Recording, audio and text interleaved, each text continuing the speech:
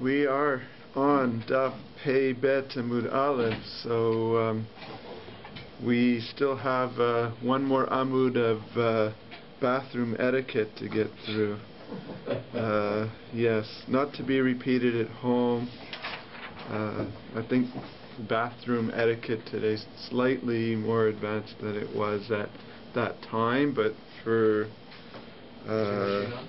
this was effective for thousands of years, so I guess it's worth recording. So the Gemara starts off with a story that's related to this. So Amar le Rav Huna le Rabba Berei, my tamalo shchichat kamid Rav Chizda de mechadedan shmaita. So Rav Huna challenged his son Rabbi. You want to know why he seemed to be skipping Rav Chizda's shiur? That he said Rav Chizda's very brilliant. So Amar le Maya zil legabe dechi azilna legabe motiv le b'mila de'alma. So he gave him the sort of reaction we get from all of our children when we come home from school. You know, what's the point in going to school? They're talking about nonsense there and not interested, right? So Amar le, he asked him, so what is he learning in school, right? So Amar le manda aya le BAYT kise lo letiv behedya velo litracht fe. He said to him, he's learning that when you go to a bathroom, to relieve yourself, you shouldn't sit down quickly, and you shouldn't strain yourself too much to go to the bathroom. Dahai karkashta atlat shine ativ dilma mishtemata shini de karkashta. So we used a euphemism essentially to tell him that the muscles of the rectum are three, and if there's too much stress, then they could become dislocated. Vati lede sakana, could be dangerous for the person. So like he figured if that's all he's learning in school, it's not worth his while, right? So Amar le hu asik b'chaye Dibriata vatamart b'mili de alma. So his father said to him, yes, we're learning today Lui Nishmat Reb Shlomo ben Reb David Zal. His neshama should have an aliyah. So he said, he's teaching you such an important life lesson and you're saying that it's nonsense. So kol shekenzi legabe, so all the more so you should go to his class and pay attention. So now the Gemara gets back to a discussion we had a little earlier in terms of materials that were used in terms of toilet paper. Then they obviously didn't have a concept of toilet paper. They used blunt objects instead. So the Gemara now goes through a discussion of if you have a choice of these objects, which would be the preferable one to use. So hayu lefanav tzror v'cheres, if he had in front of him a stone or a pottery shard. So Rav Huna omer mekanech b'tzror ve'en mekanech b'cheres. Rav Huna said that you should use the stone and not the shard. Rav Chizda amar mekanech b'cheres ve'en mekanech b'tzror. And Rav Chizda said the opposite, that you should use the shard and not the stone. So the Gemara now tries to resolve this. Meit ve'ayu lefanav tzror v'cheres mekanes v'cheres ve'en mekanech b'tzror. So we have a Braita that says specifically that faced with this choice that you should use the shard and not the stone. So tiyufta de Rav Huna. So it seems to go against what Rav Huna was suggesting. So the Gemara explains that Rav Huna can explain this Braita as dealing with a different situation. Tirgem Arafram bar Papa Kamed Rav Chizda Aliba de Rav Huna be'ogne kelim. There, the Braita is talking about broken off pieces from utensils which are smooth and they're not sharp. But generally speaking, a stone would be preferable to a pottery shard, which tends to be sharp. Okay, so Hayu lefanav, the Gemara goes on, tzror vasabim. How about this situation? He has in front of him a stone or grass. So what would you use in that case? Rav Chizda, Rav Amnuna disagree. Chadamar mekanech b'tzrorvin mekanech b'sabim. One said you should use the stone rather than the grass. Chadamar mekanech b'sabim and mekanech b'tzrorvin. The other said the opposite. You should use the grass and not use the stone.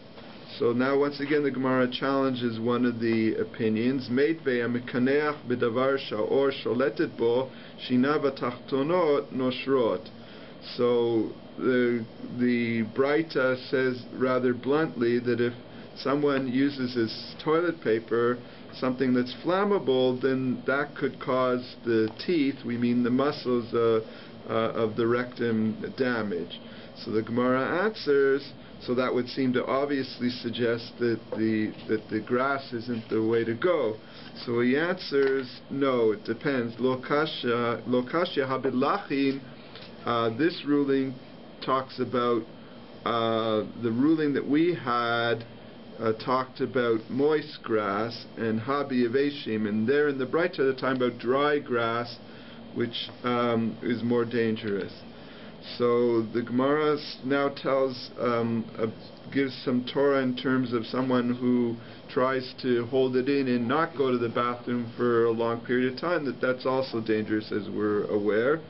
Hanitzrach lefanot ve'ino nifna. If someone has to go to the bathroom and doesn't go, so Rav Chizda Ravina disagree as to what the impact on him is. Chadamar ruach ra'ah sholetet bo, that one says he gets bad breath. In other words, the gas that's in his body is trapped, so it ends up coming out of his mouth. V'chadamar ruach zohama sholetet bo. The other one says that it causes him to overly perspire, and then he has a foul body odor from that perspective. Tanya, we have a Braita that supports Kimande Amar Ruach Zohama Sholetet Bo, that it causes perspiration. The Tanya Nitzrach Nitkavav Ve'ochel, someone who has to go to the bathroom and starts a meal instead. Domele Tanur Shisiku Al Gabe Fro, it's like lighting a fire on existing ashes. V'zoi Tchilat Ruach Zohama, and that causes perspiration. Now what happens if somebody has to go to the bathroom but he just isn't able to? So here's some remedies for constipation. Amar Rav Chizda yamod v'yeshev yamod v'yeshev. She should do like squats, and that will loosen the bowel. Rav Hanan minarda amar yistalik litztadim. You should like jump from side to side. That's one way of understanding it. The other way to understand that is he means that he should try going to the bathroom in different places. So Rav Hamnuna Amar Yimashmesh Ritzror Boto Mokom. We saw this already. Rav Hamnuna said that he should massage the rectum area with a stone, and that would help. V'Rabbanan Amrei Yasiach Da'ato. The Rabbanan say should take his mind off of it. That's our Havamina, that's what they're saying. So Amar le Ravacha Berei de Rava le Ravashi Koshikin Dechi Maseach Da'ate Lo Mefani. Why should he take his mind off of it? If he takes his mind off of it, then it will be harder to go to the bathroom. So Amar le Yasiach Da'ato Midvarim Achrim. No, they meant that he should remove his mind from other matters and focus on the fact that he's trying to go to the washroom. Amar Rav Yirmi Amidifti Lididi Chazu Liyahu Taya. Okay, this isn't one of the world's greatest stories. So he saw a certain Arab, he says, he did these squats at the Shafach Kikdira until it was very effective. Let's just translate it that way. Tanura Banan, Hanichnas Lisudat Keva, Yalech Asara Pamim Shel Arba Amot. So if somebody's going to a set meal, meaning it's going to be a meal that's going to take some time, so he doesn't want to have to go to the bathroom in the middle of the meal, so he wants to try and force himself to go before the meal starts. So then they're saying he should go back and forth 4 amot 10 times. Ve'amri, some say the other way around. Dalet pa'amim shel eser amot. He should walk 4 times 10 amot rather than 10 times 4. V'nifna v'nichnas v'yeshev b'mkomo, and then go to the washroom and then go to the meal. Okay, so thank goodness we're finished with that. Cheres. So now we're talking about the last, a number of last items that one is not allowed to carry out on Shabbat, and we give the shear for it. So cheres, like an earthenware vessel, kedei liten ben patzim lechabiro direi Rabbi Yehuda. Now I understand this to mean they used to pile up the slats. And so that the slats don't put pressure on the other slats, you'd put like something in between to just support them, so there's not as much weight. So that's the amount of pottery. Rabbi Meir Omer Kedei Lachtot Bo Ta'ur. Rabbi Meir says that it would be enough a pottery to be able to pick up a coal with it. And we'll see more of the discussion on this in a second. Rabbi Yossi Omer Kedei Lekabel Bo Revit. In order to pick up a revit of water, that it would contain a revit of water in it, so like a little tiny, like shot glass of pottery. Amar Rabbi Meir, Afal Pishen Rayal Edavar Zechel Edavar. Although there's no definitive proof, I can show you something from Tanakh that seems to suggest that my shear is right, because it says Lo yimatzeh b'mechitato Cheres lachtot esh mikod. This is talking about when people will have to give up their idol. So the prophet is cursing them. He says they won't even have enough of a piece of pottery to pick up a fire from the fireplace, for the idol. So Amarli, so it shows you that Cheres is associated with that amount of pottery. So Amarli Rabbi Yossi Misham Raya v'lachsof mayim mikava.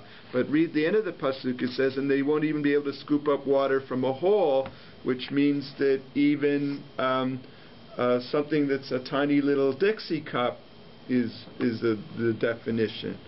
Okay, so the Gemara, we can skip the brackets because the Gemara is essentially saying what the brackets are saying. What we're trying to determine is which shear is larger.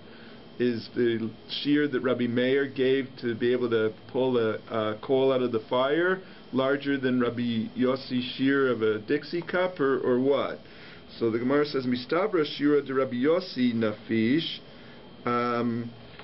It seems to be on the basis of what we're talking about here that Rabbi Yossi is talking about a larger shear. Umikra shura de Rabbi Meir nafish, but from the pasuk it seems to be suggesting that Rabbi Meir's shear is larger. Why? D'isal kadatach shura de Rabbi Yossi nafish. If Rabbi Yossi's shear is bigger, light le b'mana zutra vadar light le b'mana rabba, then the curse that the Navi is giving doesn't make any sense. If he curses the person that he won't even have enough to take a small shear to remove something from the fire, then why would he then go back and curse the person again that he won't even have a bigger shear to take a cupful out of the fire? So that doesn't make any sense. So Amar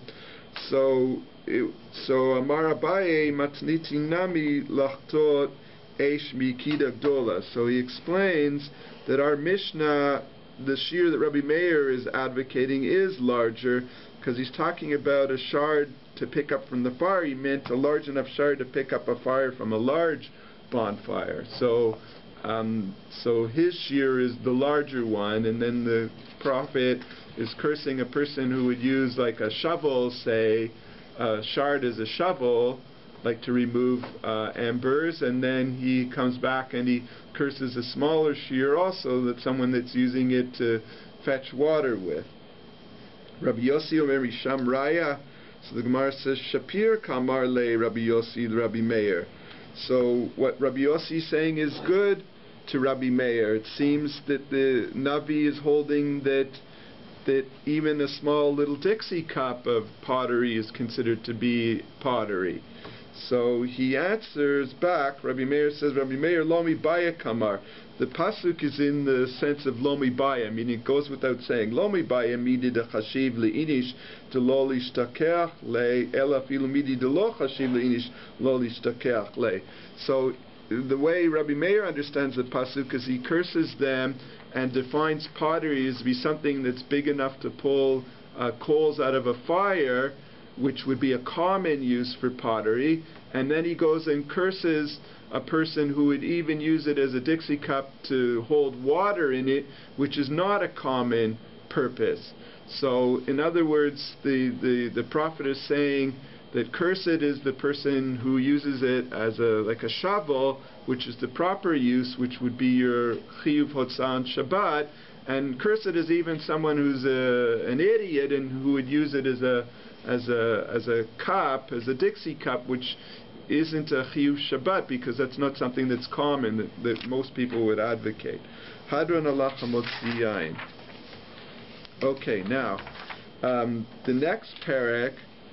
And just giving a little bit of background from the art scroll, the main purpose of this parak is once again talking about carriage and things that you're not allowed to carry on Shabbat. But we first start with 7 topics that all start with the minayin something that it happens. How do we know halachically that something is such and such?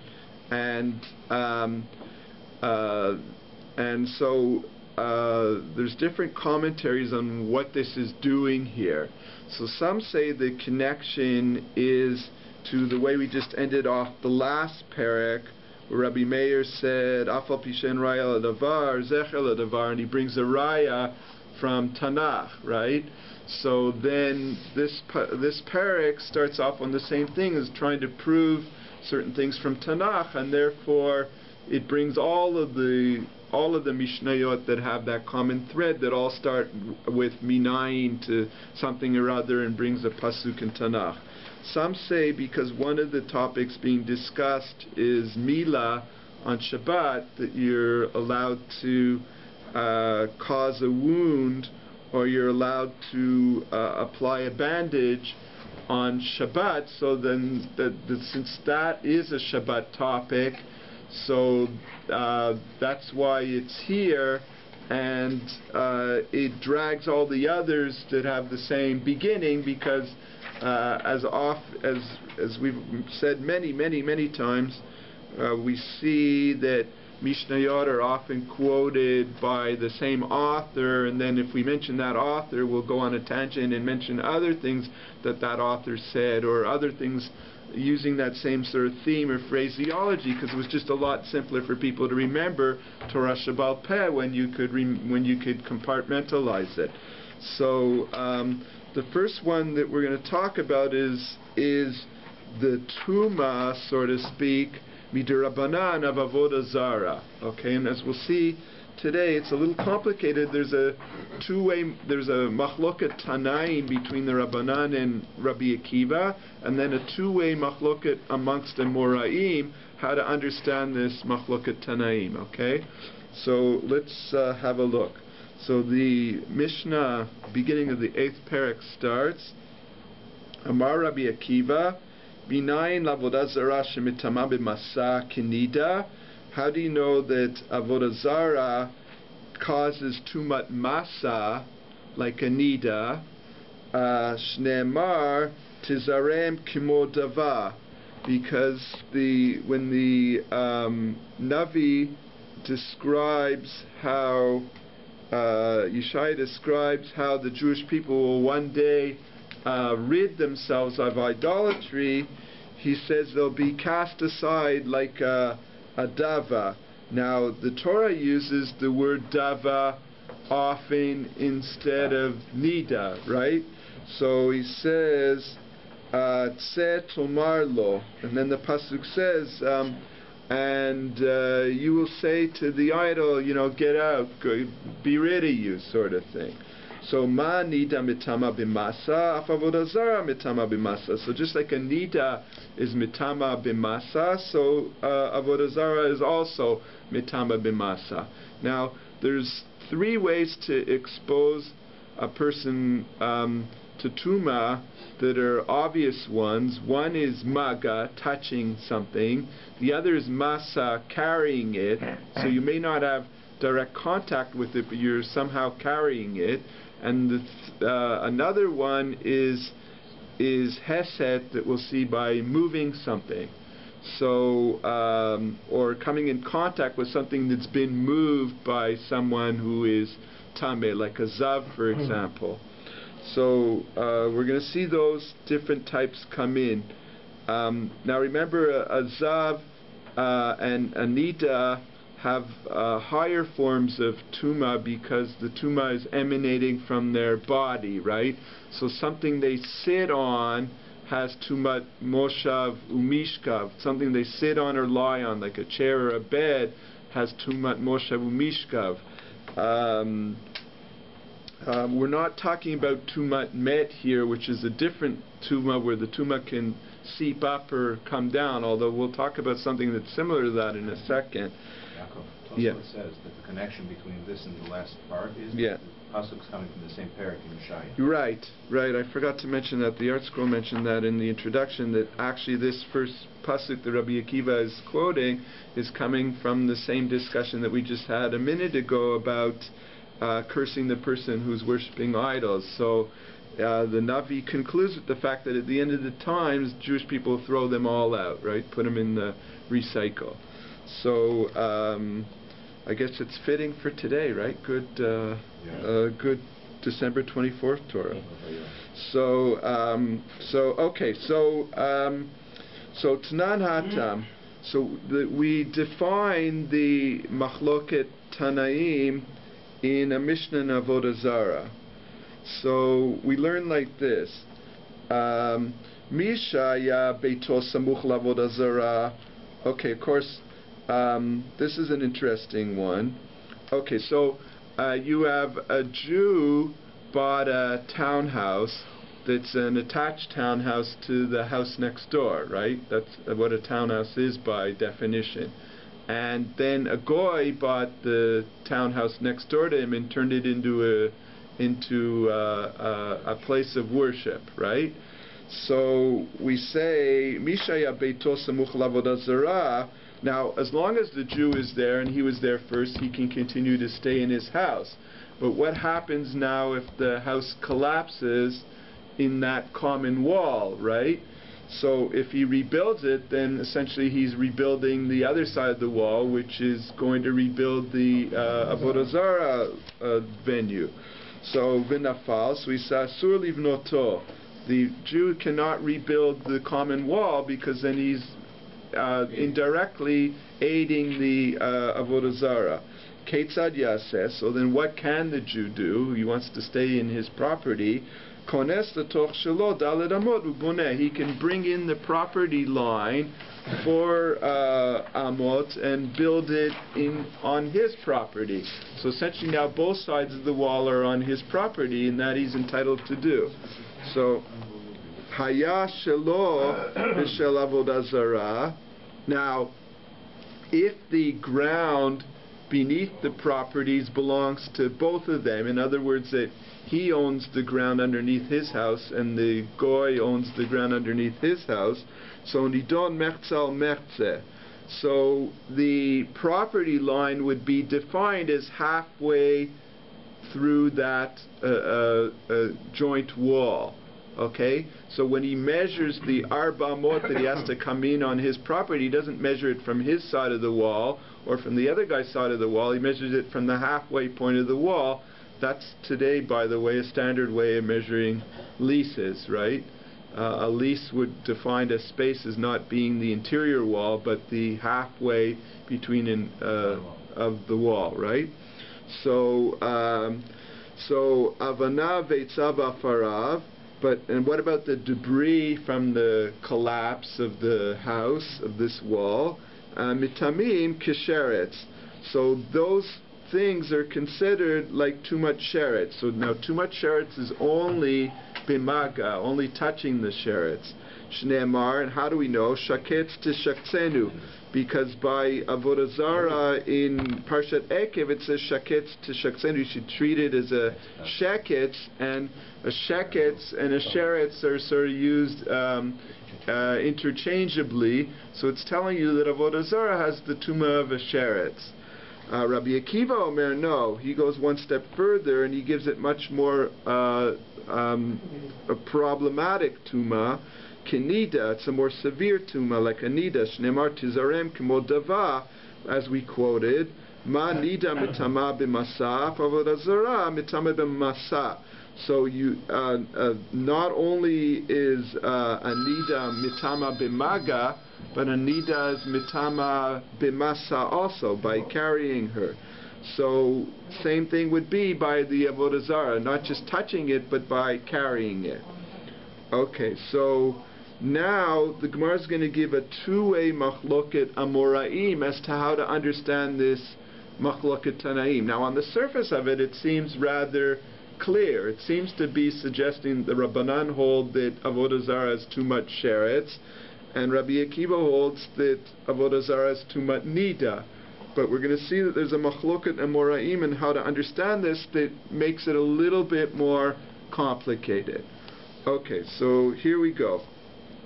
Amar Rabba. So this is Rabba's explanation of the machloket. Tizarem de Amar Kra. This tizarem, that the person will throw it away or scatter it, means nachrinu minech kizar, that you must estrange yourself completely from it as you would with a stranger, like someone you don't know. Tse tomar lo means hikanes al tomar lo, and the phrase tse tomar lo, get out, means that you must say to it, don't enter. So in other words, you have to distance yourself completely from the idolatry. So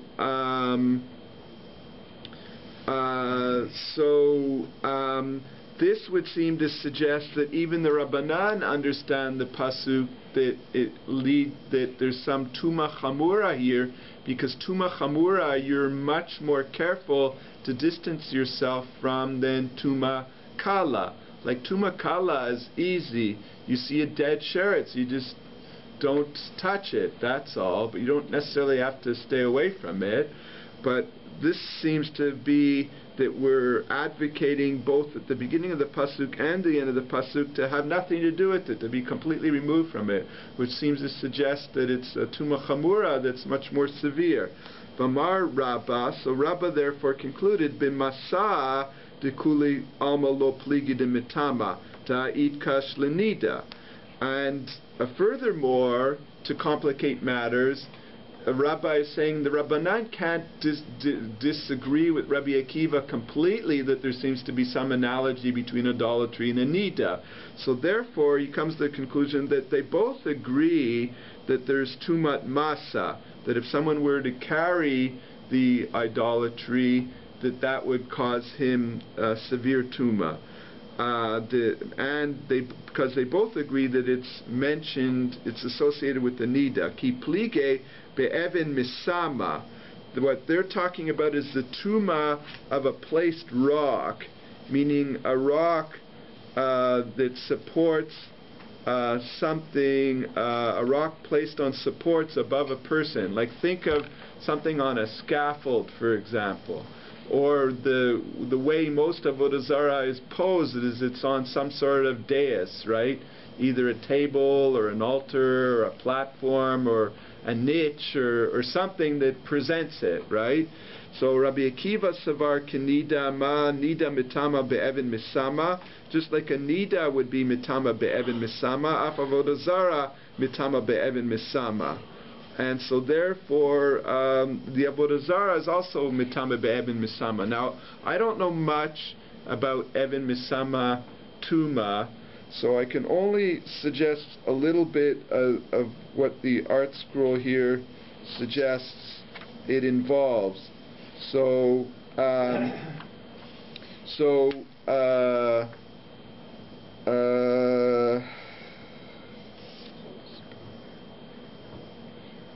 okay, so we know that a nida or a zav or a zava, as I mentioned, is mitame moshav o mishkav, that if they touch a couch or a seat, then that is mitama moshav mishkav if you sit on it. But even misama with reference to a zava would mean even if he rests his weight on a rock that is touching or supporting or either above or below a couch or seat, that then the person who sits on the couch or seat would be mitame. It also seems to cause some tuma above it or below it, just by the very fact that it's there touching something else. So it's a very complicated tuma. We rarely discuss this tuma, but it's an even more severe form of tuma than what we've seen otherwise. Yeah, sorry? Sort of like a tumas mace? Yeah, a little bit. It has the effect that if, say, the Zav were to lean on this rock which is up against a chair or a couch and it's on a platform, then even Kalim or people that are below the platform would be Tameh or above the platform. So it is kind of complicated. It's a very rare form of Tuma. It seems to be morphing from a Tumat Nida almost into a Tumat Met, like Alan's saying. So I don't want to get into too much detail because it's very difficult to understand this, but what he's illustrating is that everybody agrees that there's Tumat Masa, and the Machloket is whether there's Tumat Even Misama. And what did the Rabbanan hold? According to Rabbanan Savri Kisheretz. They hold it's like sheretz. Ma sheretz lo mitama be'even misama. Just like a sheretz isn't mitama be'even misama. There's no concept of avodah zarah lo mitama be'even misama. So therefore, there's no concept of this by avodah zarah either. So the Gemara now asks a couple of obvious questions, because we understood that it seemed very clear the Rabbanan were only advocating sheretz and Rabbi Akiva was only advocating nida, and now you're complicating and saying that no, there's some common things that they both agree on that are tameh. So the Gemara asks Rabbi Akiva lemai hilchata itkash l'sheretz. So then Rabbi Akiva has to admit that the pasuk refers to it as being a sheretz also. So what is the pasuk referring to it as being a sheretz if he holds that it has the severe tuma even of even misama of anida? So he says le mashmishe. It comes to teach you that the accoutrements for the idol, like the things that go with it, its kalim, are also treated like the idol. Urabanan l'mayilchata itkash le'nida. So, and according to Rabbanan, why is it compared to a nida if they're saying it's more like a sheretz? So he says lemasa. It's to teach you that they admit to Rabbi Akiva, this is Rabbah talking, that they admit to Rabbi Akiva that it takes on tumat masa, which is something a sheretz doesn't have, but a nida does have. Okay, so then the Gemara says, but if the Rabbanan are already trying to illustrate that it's more than a sheretz, but it's not exactly like a nida, then velukshe rachmana lenevela, then they should have said that it's like a nevela. Nevela has tuma by touching and by carriage, but not anything more than that. So if they're saying it's like sheretz for touching and it's like nida for carriage, but it's not like nida for even misama, then why didn't they just say that the more perfect illustration would be nevela, which does have maga and masa, but doesn't have anything else? So he says, inachinami, that would have been true. That would have been a more scientific way of illustrating it. But they still needed the hekesh to nida for the following: Ela ma nida ina levarim, af avodah zarah ina levarim. Just like a woman, the tumah of nida doesn't apply to a nida severed limb. So if a nida, God forbid, was in an accident and lost a limb, that limb wouldn't have tumat nida. So therefore, avodah zarah, if somebody hacked it up, the idol, then the limbs wouldn't have avodah zarah, tumat masa anymore either. So now the Gemara asks, but we've seen that the Gemara debated this issue. We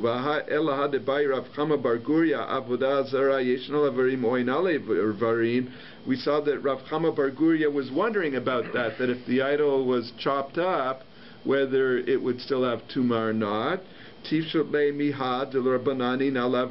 he could have used this as a raya that according to the Rabbanan, they learned clearly that it doesn't have tumat evarim. So the Gemara says, Rav Chama Bar Guria alibad Rabbi Akiva ba'ila. No, the Rabbi Chama Bar Guria wasn't asking the question according to the Rabbanan. He understood the Rabbanan held that there'd be no tuma in that case. He's asking it according to Rabbi Akiva. So therefore he was still debating according to Rabbi Akiva whether Rabbi Akiva would learn from this drasha the same thing or not. Okay, so that's one understanding of the machloket, that everybody agrees that there's tumat masa like a nida, and the only question is whether there's tumat even misama like a nida or not. That Rabbanan hold no and Rabbi Akiva holds yes. Now here's Rabbi Eliezer's explanation, which seems to lead more towards how we understood this initially. Rabbi Elazar Amar no be'evan misama dekuli alma lo pligi. There's no question that this strange tuma evan misama that applies to a nida has no application here by avodah zara. Delo mitama ki pligi ben masa. They're only disagreeing about tumat masa. Rabbi Akiva savar kenida. Rabbi Akiva holds that there is tumat masa like a nida. Ma nida mitama b'masa. Af avodah zara mitama b'masa. Rabbanan savre. The Rabbanan hold kisheretz, that the tuma of avodah zara is like sheretz. Ma sheretz lo mitama b'masa. Af avodah zara lo mitama b'masa. Just like sheretz doesn't have tumat masa, so avodah zara doesn't have tumat masa. So they read it more literally, like we understood the pshat from the Mishnah and Avodah Zarah that kicked off the Perek. So now the Gemara goes through the same Shaklavataria. We'll go a little bit over the page because we want to finish this Shaklavataria. So now we ask the same questions that we asked before, but we're addressing them differently because the machloket is understood differently. So the Gemara asks Rabbi Akiva, L'may hilchata yitkash l'sheret. So why did Rabbi Akiva, he has to admit that the pasuk seems to be suggesting that there's some allusion to sheretz here, so lishem misham sheah. So once again he answers to teach you that the accoutrements are treated like avodah zara also. Rabbanan l'may hilchata yitkash l'nida. So the Rai out of the Rabbanan learning that it has some association. How did they learn that it has some association to nida? Because now, before we answered that they said the association to nida was tumat masa, but according to this Rabbi Eliezer, the Rabbanan hold there's no tumat masa. So how the pasuk still attributes it somehow to a nida? So there's got to be something from nida that we learn. So he learns ma nida in alevarim af avodah zara in alevarim. So the Rabbanan learned just like nida has no concept of a severed limb being tameh, so the avodah zara doesn't have a concept of a severed limb if it's chopped up. So now the Gemara asks back, Rabbi Akiva l'may hilchata yitkash l'nida. So how does Rabbi Akiva learn the allusion to nida? Lemasa. He said that it has tumat masa, but not, he agrees, it doesn't have tumat even misama. So lukshel in nevela. So then Rabbi Akiva should have just said that the tumah of avodah zara is like nevela, which is maga and masa, right? Why would he treat it as being like a nida where it's maga and masa, but it's not even misama, which is by a nida? So like he seems to be parsing nida. He should learn it from nevela where there's no such differentiation. So the Gemara says, inachinami, you're right, that would have been a better way of describing it, ella, but he needed it for the following. He needed it to say that he also learns that there's no concept of tumat evarim. Just like there's no concept of a nida that loses a limb, that limb would be tameh. So avodah zara, if it loses its head, it doesn't have tuma. So now the Gemara says, now I got you, because Elaha debai Rav Chama Bar Guria v'avozah zara yishna levarim oina levarim tifshot le miha ben l'Rabbanan ben l'Rabbi Akiva neina levarim. Okay, so now I got you because we said that Rav Chama Bar Guria wasn't certain what happens to avodah zara that becomes dismembered.